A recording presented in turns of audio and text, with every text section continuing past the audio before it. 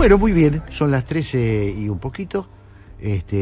Mi reloj dice una, ahí dice otra, pero bueno, estamos más o menos en las 13 y 3 minutos. Se abre el Café La República, acá está mi amigo Santiago Kovadlov, y bueno, empezamos. Aquí estamos, sí, Jorge y Mónica, ante todo con un homenaje. Ajá. No solo a la niñez, hoy es el Día del Niño. Si uno se preguntara qué significa homenajear a la niñez, después de haber oído, por ejemplo, a María Victoria Barata, ¿no es cierto?, que tan importante papel jugó en la organización de ese movimiento de padres que lucharon por la reapertura de las escuelas, uno no puede menos que pensar cómo nos cuesta muchas veces a los padres, y no solo en virtud de los gobiernos perversos que se valen de la instrumentación casi delictiva, ¿no es cierto?, de una pandemia para poder ejercer un concepto nefasto del poder. Uno se pregunta, ¿los papás hemos aprendido a dejar crecer nuestros hijos? ¿Sabemos tolerar y alentar en ellos la posibilidad de ser libres?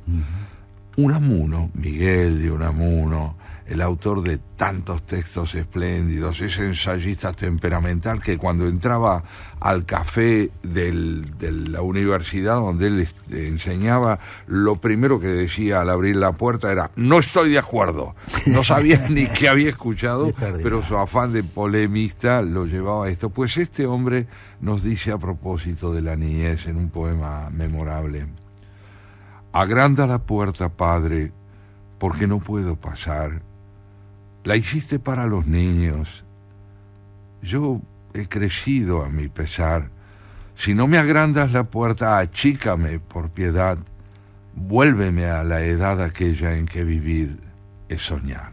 Qué lindo. Qué preciosura. Qué preciosura.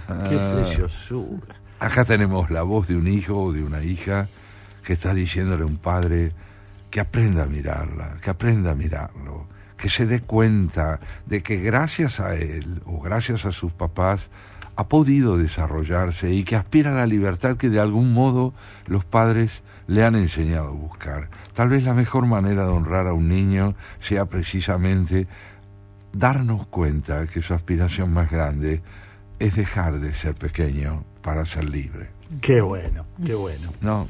Nuestro pequeño homenaje en este día maravilloso. De paso saludamos a hijos, nietos y padres. Y padres. Eso. Y bueno, y por otro lado, qué intensidad en este editorial donde vos recordabas a Gorbachev, el hombre que cuando le toca asumir la conducción general del Partido Comunista como nuevo secretario general, se encuentra con una primera imagen suya a ser difundida donde está ausente esa mancha que coronó su frente y que se hizo memorable después en la vida pública.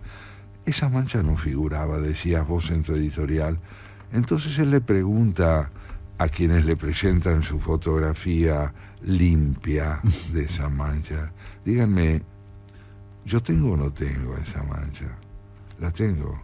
Pues empecemos por la transparencia, aceptemos, decías vos, la realidad, recordando lo que Gorbachev hizo, dejemos ver las cosas como son, debemos aprender a darnos cuenta de que todo lo que era debe dejarse ver como era para ver si podemos cambiarlo, porque tu editorial es una meditación simultánea para mí, Jorge, entre lo que significa el dolor y el privilegio, decías vos, de ser testigos de cambios fundamentales. La caída del comunismo fue al mismo tiempo la caída de la verdad o el auge de la verdad. No, yo creo que fue el estallido de la mentira, ¿no? La primero es la implosión de la mentira.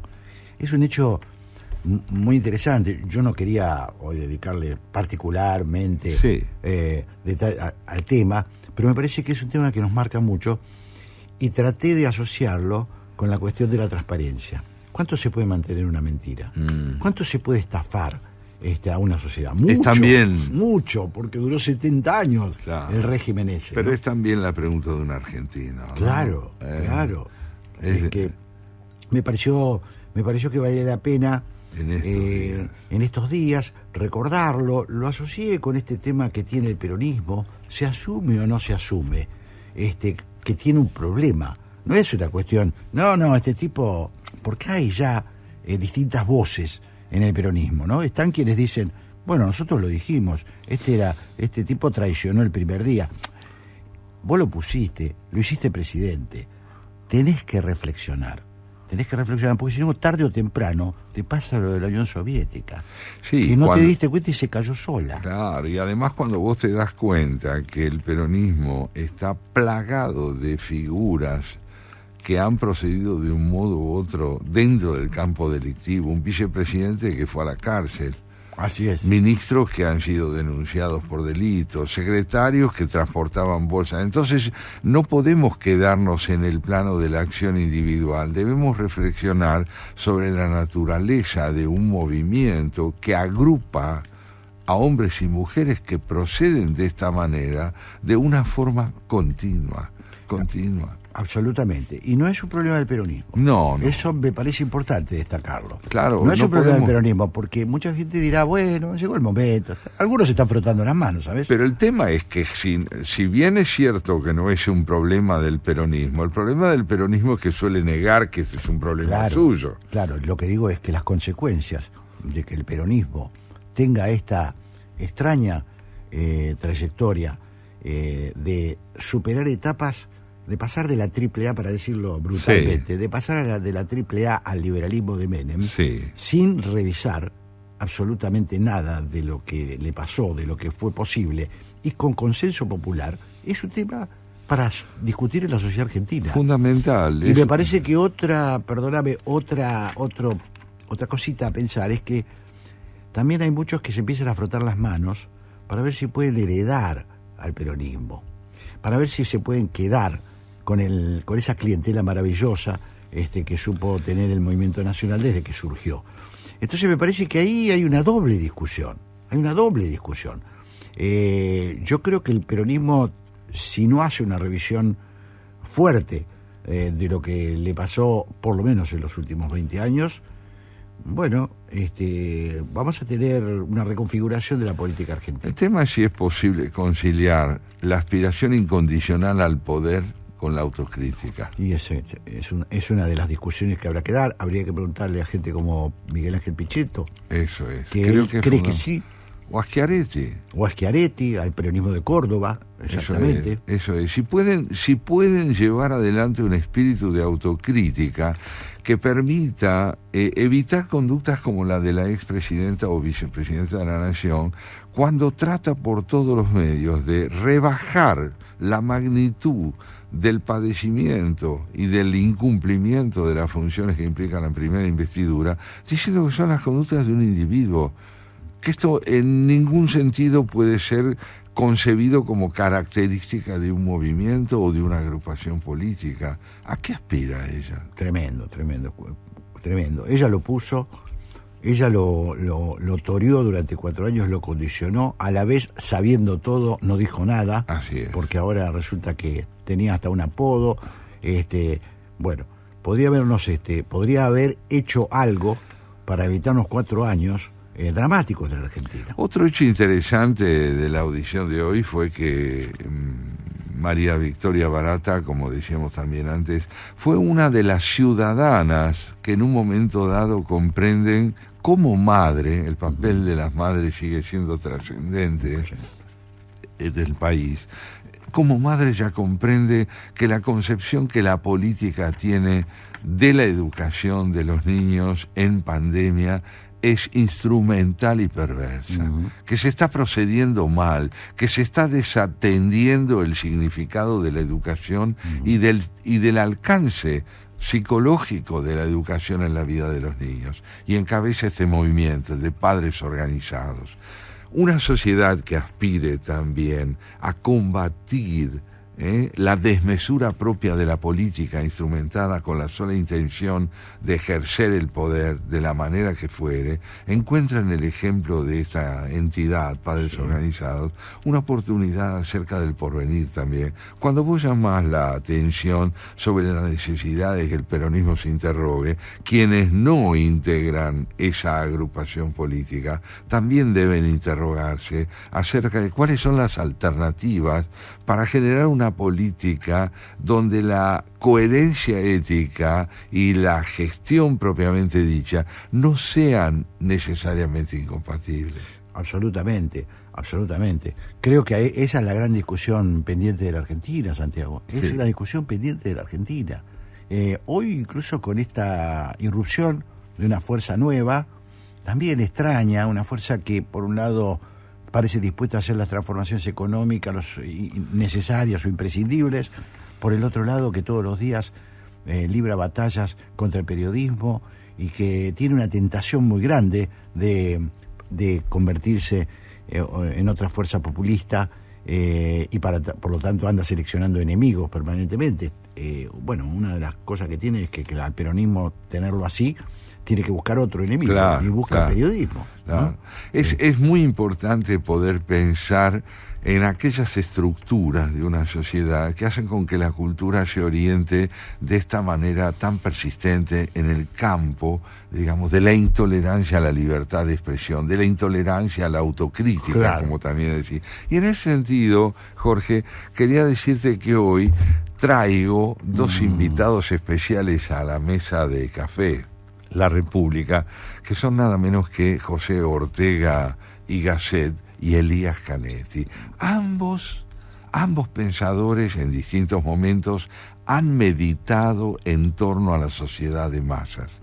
Y como creo yo que, al igual que vos, que estamos viviendo un momento en el cual la intolerancia al espíritu crítico, la dificultad para meditar el presente con esa conciencia de un cambio de época a la que te referías en tu editorial es muy pronunciada, me pareció que sería interesante cederles la palabra para que nos muestren cómo está configurado el perfil de ese hombre que, abandonando el espíritu crítico, se identifica con una conducta colectiva que le permite respirar tranquilo cuando abandona el campo del pensamiento crítico. Qué bueno, sí, eso me parece tremendamente oportuno. Me parece que es una discusión muy importante en la Argentina y en el mundo, ¿no? En el mundo. Escúchame, el libro de Ortega, La rebelión de las masas, al que hoy nos vamos a referir, se publicó en 1929. Sí.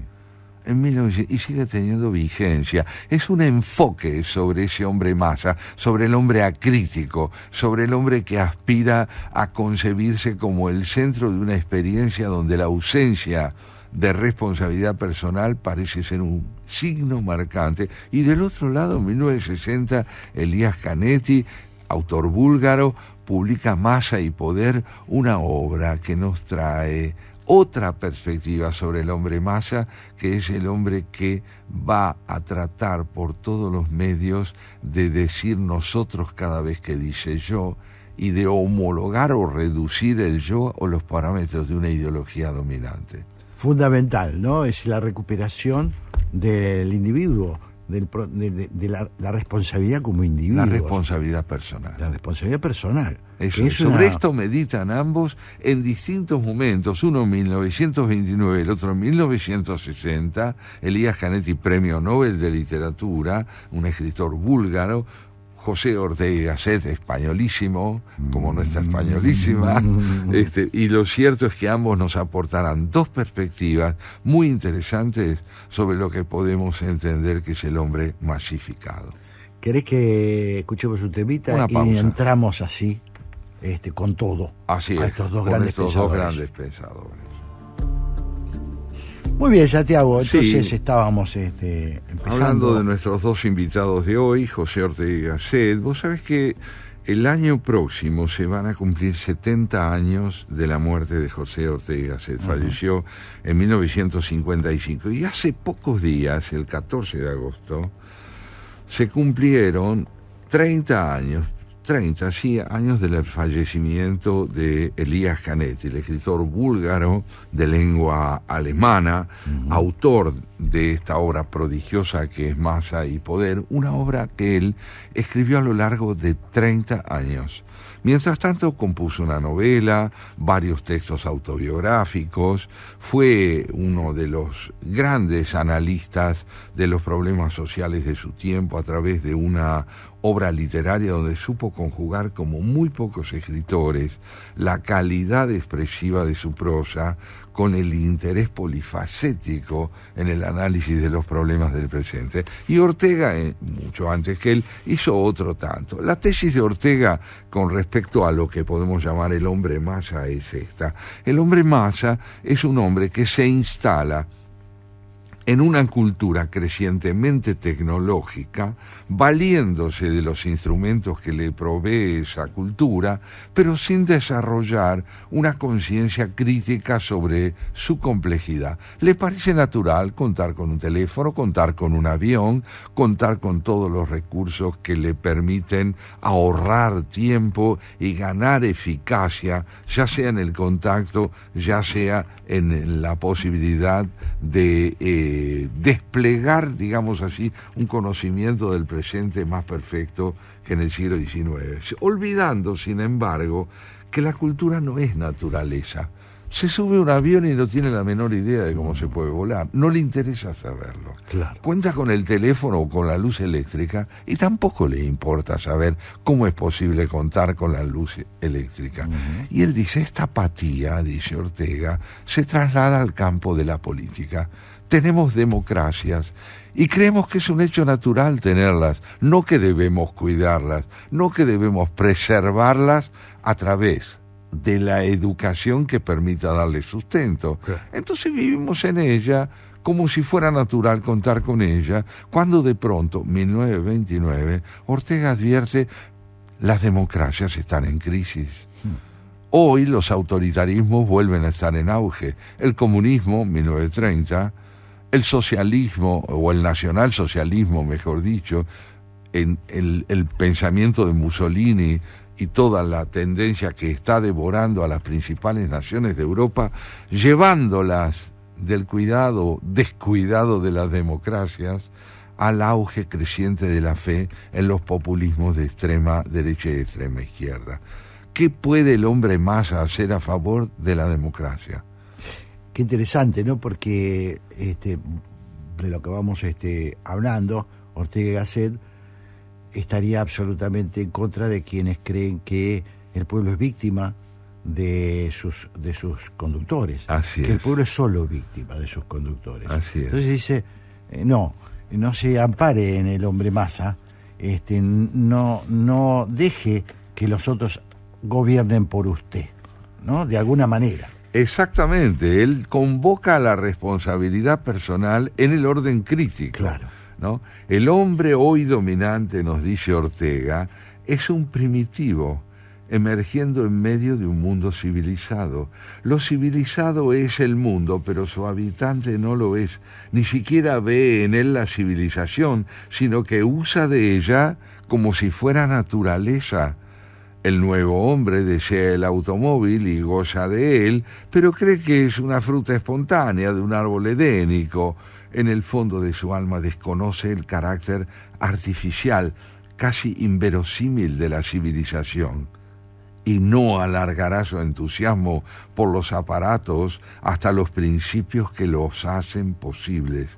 Cuando más arriba, decía yo, que asistimos a la invasión vertical de los bárbaros, quiero decir que se trataba de algo más que una frase. Ahora se ve que la expresión podría enunciar una verdad o un error, pero que es lo contrario de una frase, a saber, una definición formal que condensa todo un complicado análisis. El hombre masa actual es en efecto un primitivo que por los bastidores se ha deslizado en el viejo escenario de la civilización. ¿Por qué lo llama primitivo? Porque es acrítico. Claro. El primitivismo para Ortega consiste en la ausencia de espíritu crítico y en la idolatría de los objetos sobre cuya posibilidad de ser lo que son en el mundo tecnológico nos despierta mayor interés que el de su uso. Claro. El cultivo de la subjetividad crítica no es para este hombre Massa un objetivo de la educación personal. Entonces él considera que, siendo herederos de un desarrollo particularmente intenso a partir del siglo XVIII, que es el desarrollo industrial, la posibilidad de que la medicina gane la envergadura que va a ganar en el siglo XX, el hombre Massa en el orden político, por ejemplo, no tiene capacidad de advertir que los autoritarismos y los regímenes totalitarios no le pueden brindar otro porvenir que un pasado ya vivido en la época de los grandes imperios. Claro, Europa se precipita en su pasado, dice Ortega, a través, mirá, en el año 29, él ve venir en el nacionalsocialismo, en el auge del comunismo y en el régimen fascista de Italia, la expresión de un arcaísmo creciente, claro, de un primitivismo, lo llama. Claro. Hay que ubicarlo en el contexto de la época. Claro. Por eso Ortega Gasset fue odiado por los comunistas y por los fascistas, ¿no? Así es. Es decir, muy detestado como intelectual, muy desvalorizado como intelectual. En la tumba de Ortega se lee José Ortega y Gasset, 1888-1955, liberal y filósofo. Liberal y filósofo. Así se define él. Claro. Me parece que la tesis central de él merece ser oída. Él dice: la perfección misma con que el siglo XIX ha dado una organización a ciertos órdenes de la vida es origen de que las masas beneficiarias no la consideren como organización, sino como naturaleza. Así se explica y define el absurdo estado de ánimo de esas masas. No les preocupa más que su bienestar y al mismo tiempo son insolidarias de las causas de ese bienestar. Habla del descuido de una civilización, de una democracia duramente construida que corre el peligro de perderse hacia 1930, que corre el peligro de desdibujarse en favor del autoritarismo y de la falta de recursos subjetivos para encararla con suficiente lucidez crítica y apoyar su reconstrucción. Claro. O sea, estamos hablando del momento justamente del auge del nazismo. Así es. Se pierde finalmente la democracia en el mundo, buena parte del mundo, por lo menos en Europa, en el occidente europeo. Claro, y él advierte que esto no despierta una reacción suficiente en Europa. Claro. En Europa. Del otro lado, yo te diría años más tarde, Elías Canetti, en este libro que se titula Massa y Poder, desarrolla otra concepción del hombre masa, ¿no? Contrastando lo que es la vida privada y la vida pública y mostrando cómo poco a poco en la mentalidad del hombre masa, en la figura de ese individuo que se siente exhaustivamente representado por la ideología de un partido o de un movimiento, su vida privada tiende a perder especificidad. Está contaminada por la ideología. Es muy original el modo como él lo plantea. Él dice, por ejemplo, nada teme el hombre más que ser tocado por lo desconocido. Deseamos ver qué intenta apresarnos. Queremos identificarlo, o al menos poder clasificarlo, preverlo, saber de dónde proviene. En todas partes el hombre elude el contacto con lo extraño. De noche o en la oscuridad, el terror ante un contacto inesperado puede llegar a convertirse en pánico. Ni siquiera la ropa ofrece suficiente seguridad. Tan fácil es desgarrarla, tan fácil penetrar hasta la carne desnuda, tersa y indefensa del agredido. Todas las distancias que los hombres han ido creando a su alrededor han surgido de este temor a ser tocado. Nos encerramos en casas a las que a nadie le está permitido entrar y solo dentro de ellas nos sentimos medianamente seguros. El miedo al allanador se configura como un temor, no solo a la rapiña, sino también a ser apresado repentina e inesperadamente desde las tinieblas. La mano, convertida en garra, es utilizada una y otra vez como símbolo de ese miedo. Esta aversión al contacto no nos abandona cuando nos mezclamos con la gente. La manera de movernos en la calle, entre muchas personas, en restaurantes, en trenes y autobuses, está dictada por este miedo, incluso cuando nos encontramos muy cerca unos de otros. Cuando podemos contemplar a los demás y estudiarlos detenidamente, evitamos en lo posible cualquier contacto físico con ellos. Si hacemos lo contrario, es porque alguien nos ha caído en gracia y el acercamiento parte entonces de nosotros mismos.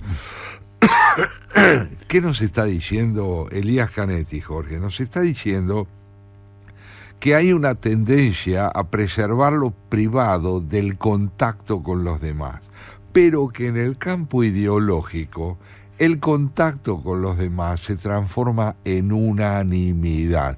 El otro ya no es temido porque es igual a mí. Claro. Somos lo mismo. Claro. La masa me garantiza a mí la universalidad de mi punto de vista. Yo no solo soy el que no piensa, sino el que soy pensado por algo común y unánime. Qué sensación que nos da, ¿no? De precariedad. De precariedad. Que muchas veces hemos hablado acá, ¿no? La precariedad de ser humano, y lo que Canetti dice, bueno, actuamos con desconfianza, no nos podemos entregar, nos cuidamos del otro. Del contacto con el otro en el orden. Con el otro. Claro. Solamente dice... Y en lo político o en lo ideológico buscamos asociarnos con otros para no pensar aisladamente. Así para no sentirnos solos, finalmente. Exactamente. Entonces, la posibilidad de disolver la angustia de la soledad en un pensamiento unánime no vacila incluso ante el riesgo de abandonar las ideas propias. Solamente inmersos en la masa pueden los hombres liberarse de este temor a ser tocados. Es la única situación en la que este temor se convierte en su contrario. Para ello es necesaria la masa densa, en la que cada cuerpo se estrecha con otro, densa también en su constitución psíquica, pues dentro de ella no se presta atención a quién es el que se estrecha contra uno. Somos el mismo. En cuanto nos abandonamos a la masa, dejamos de temer su contacto. Llegados a esta situación ideal, sobreviene el éxtasis. Somos todos iguales. Fíjate una cosa es la equidad, el derecho a los mismos bienes, el derecho a las mismas posibilidades. Otra cosa es entender la igualdad como una identidad masiva, como una identidad que es universal, donde se abdica de la diferencia singular. Claro, se pierde la individualidad. Eso es. Y eso se aplica tanto a los beneficios como a los deberes. Eso es. Derechos y deberes Claro. demandan singularidad para ser verdaderamente entendidos. Claro. Vos sabés que hay una tradición bíblica muy interesante en el pensamiento judío, que es esta: ¿por qué los mandamientos están dirigidos a la segunda persona del singular? Amarás al prójimo, no robarás, y no están dirigidos a la primera persona o a la segunda persona del plural. Están dirigidos a la segunda persona del singular, porque la convicción es que los deberes, los valores, los principios deben encarnar primeramente en uno para que luego tengan validez colectiva. Claro. Y esto lo subraya una y otra vez Elías Canetti. El fenómeno más importante, dice él, que se produce en el interior de la masa, el fenómeno más importante que se produce en el interior de la masa es la descarga. Antes de ella, la masa no existe propiamente, solo la descarga la constituye de verdad. La descarga es el instante en el que todos los que forman parte de ella se deshacen de sus diferencias para sentirse iguales. Vos sabés que hice hago una asociación libre, pero a mí me impresiona mucho cuando he leído crónicas de linchamientos. Ajá. Es decir, cuando es el extremo de la pérdida de la individualidad. Y estoy hablando de cosas que yo he registrado en la prensa, ¿no? Un tipo que roba y un grupo que lo golpea hasta matarlo. Así es. Es decir, el hombre pierde la individualidad, actúa en función de un colectivo, y por lo tanto se borran las responsabilidades, se borra, la parte humana. No Eso sé, es, lo decís muy bien, la responsabilidad individual de decir me opongo porque no entiendo, claro, o me opongo porque me parece un prejuicio. Perdóname, te agrego que he visto en muchas de esas situaciones, insisto, en crónicas, en casos, que después se produce por lo menos en una parte, un fenómeno de arrepentimiento, porque también la persona más o menos consciente que actúa como masa, y pierde por el momento o se embriaga de masa en un momento, luego tiende a recapacitar. ¿Qué hice? ¿Cómo me convertí en esta bestia, no? Fíjate vos que cuando un individuo comete transgresiones y pertenece a esa identificación masiva, de pronto, muchas veces, cuando sus transgresiones son entendidas como no representativas del grupo, sí, ese individuo es considerado como el estigmatizado aislado y no como parte del mismo grupo que puede haber promovido, claro, esas transgresiones. Es profundísimo esto que estamos yo creo diciendo que sí, a través de Canetti, porque esto se puede aplicar a la aceptación de ciertas normas imperantes en la sociedad, a leyes, a muchas cosas, ¿no? Hay en la historia de la literatura norteamericana contemporánea un escritor, William Faulkner, sí, que escribió un cuento llamado La peluquería. ¿Qué cuenta el cuento? Verano, un agosto tremendo en el sur de los Estados Unidos. Un individuo se está afeitando en la peluquería, cortando el pelo, otros están allí leyendo, esperando turno, pero son todos conocidos, sí, ¿no? Y entonces llega el comentario: violaron a fulana de tal, violaron a la chica, y se sabe quién fue. Y mira, no se sabe, pero debe haber sido un negro. ¿Quién puede ser sino un negro el que la violó? Es cierto. Y más, yo te diría, al negro que la violó yo creo que es fulano. Y tenés pruebas. ¿Y quién puede ser sino él? Si realmente él siempre es un hombre violento. Entonces decide quién es el culpable sin haber probado en absoluto que lo es. Y lo matan. Lo linchan, como vos decís. Matan al negro, considerando que es culpable porque es negro y no porque es culpable. Tremendo.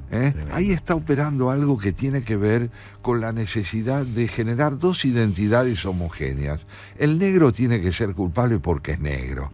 Y los blancos sabemos quién fue el culpable y todos coincidimos en quién fue, aunque no tengamos prueba. Claro. Pero el hecho de coincidir en el prejuicio nos convierte en personas que constan y tienen una prueba. Claro, que pertenecen. Pertenecemos al grupo. Escuchemos a Canetti. Entre estas diferencias que interesa abolir, interesan sobre todo las impuestas desde afuera, diferencias de rango, posición social y propiedad. En tanto que individuos, los hombres son siempre conscientes de estas diferencias que gravitan pesadamente sobre ellos y ejercen una gran presión para mantenerlos separados. Cada hombre se afirma en un lugar determinado y con sus gestos expresa eficazmente su derecho a mantener lejos de sí todo cuanto se le acerque. La vida, tal como él la conoce, está hecha de distancias. La casa en la que se encierra, su propiedad y su persona, el puesto que ocupa, el rango al que aspira, todo sirve para crear, afianzar y aumentar estas distancias. Sin embargo, todas ellas pasan a ser abolidas cuando ceden su derecho a la unánime identidad del conjunto. Claro.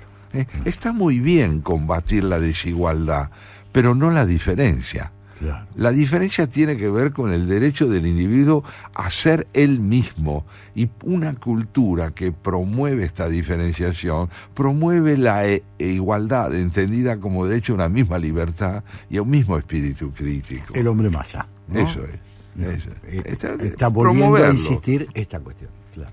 Yo creo que esto es lo que llama Elías Canetti la descarga, liberarnos de todo lo que hace obstáculo a la ilusión de que somos el mismo. En una hinchada de fútbol, por ejemplo. típico. Ahí tenés otro ejemplo típico. Si somos todos del mismo equipo, el éxtasis de la homogeneidad va más allá de las diferencias personales. La masa solo se desintegra cuando la singularidad la amenaza. Claro. Así claro, nos dice claro. Canetti. Bueno, y estamos plagados de ejemplos en la historia política mundial de actuación del hombre masa, de la pérdida de la individualidad y después del arrepentimiento, ¿no? Si yo no fui, o yo fui, pero o todos lo hacían. Todos lo hacían.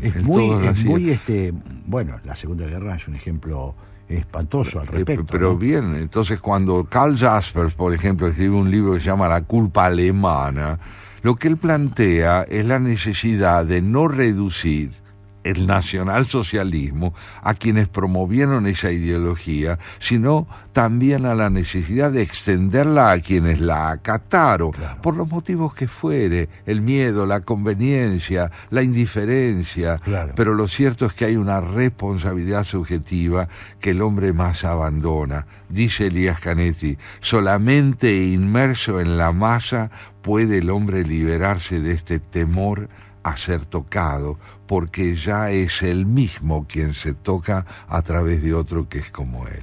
Es impresionante, ¿no? Claro. Llegados a esta situación ideal, somos todos el mismo hombre. Qué bárbaro, interesantísimo. Importante, 1960, Masa y Poder, Elías Canetti, un escritor búlgaro excepcional que nos brinda en este libro y en general en toda su producción la posibilidad de meditar el autoritarismo, el totalitarismo, el pensamiento que abdica de la libertad. Muy interesante, Santiago. Bueno, ¿qué te parece? Nos tenemos que ir. Y sí, yo creo que tenemos que escuchar a nuestros amigos que ahí vienen con el porqué. Primero una... no, vamos directo, ¿no? Me parece vamos que directo. son... Temita. Claro. Bueno, y estamos, Santiago, por conectarnos con Pablo Marmorato por ahora. Graciela está ahí llegando. Qué bien, pero qué oportuno que podamos conversar también con Pablo sobre este tema que planteó María Victoria Barata acerca de padres organizados. Déjame que meta un bocadito con Patricia de Villarramayo, que nos ha escrito y nos ha mandado un mensaje precioso. Vamos entonces a conversar con Pablo, Santiago, si te parece. ¿Cómo no? Sí, escuchemos a ese papá joven que nos puede dar una opinión importante, creo yo, sobre Padres Organizados, la entidad que ayudó a configurar María Victoria Barata en los años de la pandemia, cuando se prohibió la concurrencia de los niños a las escuelas. ¿Cómo estás, Pablo? Muy buenas tardes, ¿cómo están? Muy bien, muy ¿Cómo bien. ¿Cómo andás, Santiago? ¿Cómo muy andás, Jorge? bien. Bien. Deseosos todo bien. de escucharlo. ¿Vos estás bien de salud? Estoy bien.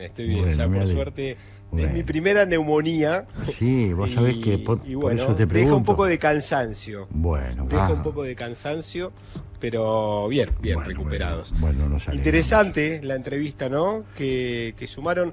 Cada vez estaba pensando en la idea cómo ha cambiado también el transcurso de los años y cómo se han implicado los padres y nos hemos implicado en la idea de pensar de que esto se sale como comunidad, ¿no? Uh-huh. Como comunidad educativa. En ese sentido ya no es una cuestión de una idea de si a la escuela se lo deja al hijo para pasarlo a buscar después en X cantidad de horas.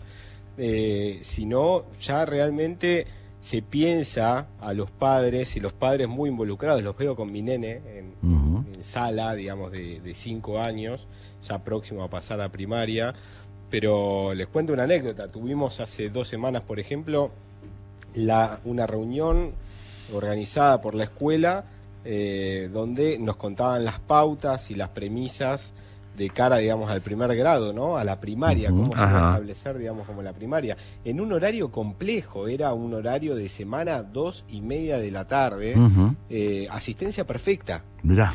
Por parte de uno u otro padre, estábamos ahí preguntando, consultando, una reunión que iba a ser de 1 hora se extendió. No sé ustedes cómo lo viven, qué experiencia tienen ustedes de cuando eran padres, pero creo que está cambiando también, ¿no? Bueno, esto es un poco que sí, ¿no, Santiago? Sí, que eso se vio mucho, efectivamente. Nosotros lo hablábamos en realidad la llamamos a María Victoria Barata, porque hicimos una asociación entre lo que está pasando, lo que cada día se descubre de lo que pasaba en Olivos y en la Presidencia de la Nación, y aquella gesta de los padres comprometidos por que se abran las escuelas, el único país del mundo que tenía una cuarentena eterna. En fin, la verdad es que había un dilema ético que queríamos conversar con Barata, y creo que de alguna manera se refleja lo que vos decís. La responsabilidad paterna. Es evidente que lo que está describiendo Pablo es la idea de que el padre no concibe ya al hijo como un residuo de sus ocupaciones. Claro, quizás estoy pensando, Pablo, a tu pregunta, Santiago, a ver qué te parece. Quizás lo que hay hoy, el gran involucramiento de los padres, también es porque las instituciones están más en duda, ¿no? Cuando nosotros, a lo mejor pero yo la idea es muy que buena tengo esa observación, me parece, ¿no? que mi padre me entregaba a la escuela y a la escuela estoy hablando yo en mi caso de la escuela pública, me entregaba, es una forma de decir, ¿no?, a la escuela, y él estaba seguro de que la escuela iba a hacer lo correcto. La escuela iba a hacer lo correcto. El concepto del magisterio era distinto. Pablo, vos hoy sentís eso también. Le damos la bienvenida a Graciela, ¿no? Claro. Hola, Graciela. Salud, Graciela. Bueno, no sé. Salud. Ahí está, acá está. Salud. No se había oído, perdónenme. No, bienvenida. Estamos cambiando ideas con Pablo sobre la responsabilidad de los padres en la recuperación de una auténtica educación de sus hijos, a partir del hecho de que hoy entrevistamos a María Victoria Barata, que es una de las personas responsables por la conformación de poder de padres organizados, ¿no es cierto? Esa agrupación que en los años de la pandemia salió a enfrentar la decisión del presidente de prohibir la asistencia a las escuelas. Sí, yo escuché un ratito y me pareció muy interesante. Sí. Bueno, estamos tratando de encontrar una vuelta a esta defección ética, esta tragedia que estamos atravesando, más allá del individuo Alberto Fernández, ¿no? Sí. Entonces, y tratar de encontrarle conexión con algunas cosas, porque recordábamos aquel periodo de tanta soberbia del poder, de cómo se pasó de 80% de imagen positiva al escándalo por la fiesta de Olivos, y bueno, ahora conectamos todo, ¿no? Claro, ustedes me dirán, vos siempre estuviste ahí, y yo te voy a decir, sí, parezco la pirámide, pero lo conocía de antes. Claro, de claro. Chiquito. Claro. Mirá, pero vos tenías ¿te sorprendió igual todo esto o tenías una muy mala imagen de él? Tenía muy mala imagen de él. Mirá. Pero, y si ustedes hacen memoria, sí, se van a acordar, no necesitan ser tan viejos. Primero porque fue siempre un operador. Sí, es verdad. Acuérdense, oscuro operador, por decirlo, ¿no? Enrique Olivera. Sí. Donde participó, que casi si hubiera estado vivo se moría de nuevo, pobre Alfredo Bravo. Sí. Daniel, ¿te acordás? Sí, claro. ¿No se acuerdan? Sí, claro. Bueno. ¿Cómo no? Bueno, estaba detrás de esos manejos, era él. Yo creo, honestamente... Estamos hablando de un acto repugnante, sí, ¿no? De involucramiento de personas en cosas, con operaciones de inteligencia, todo eso se sospecha que fue capitaneado por Alberto. Así es, éramos corriente en el ámbito político. Claro. Puedo decir, a ver, ¿quién está actuando? está actuando fulano. ¿Con quién trabaja fulano? Ahí está la pregunta, ¿no? Porque finalmente lo que ha quedado al descubierto es que figuras de esta catadura alcanzan la posibilidad de proceder como lo hacen, amparados en el poder de otros. Por supuesto, Claro. por supuesto. Yo no no escuché críticos más fuertes de Cristina y que pegaba más en donde dolía que Alberto Claro. cuando se Así salió. es. Tal cual, tal ¿Se cual. acuerdan? Increíble. Pero si era uno de sus críticos más implacables, Sí, más que la oposición. mucho Más duro que la oposición. mucho más, y con un grado de verosimilitud adicional porque parecía provenir del riñón Claro, mismo del poder. Claro, no, increíble, increíble. Increíble lo que hemos vivido. Y esa pantalla que buscó Cristina, que terminó siendo letal para ellos mismos, ¿no? Estamos ya sobre la hora, Graciela y Pablo, Así es. que si les mandamos un abrazo, les deseamos un buen programa y nos encontramos el Muchas domingo gracias. próximo. Muchas gracias. Gracias a Y ustedes. perdonen, si perdieron tiempo por mí, yo No, la verdad, No. Esperarte tuyo. también es grato. Exactamente. Hasta Le pronto. mandamos un abrazo. Chau, Santiago, hasta Chao el domingo. Jorge, chao Mónica. Hasta el próximo hasta el domingo. Chao, Mónica. Claro.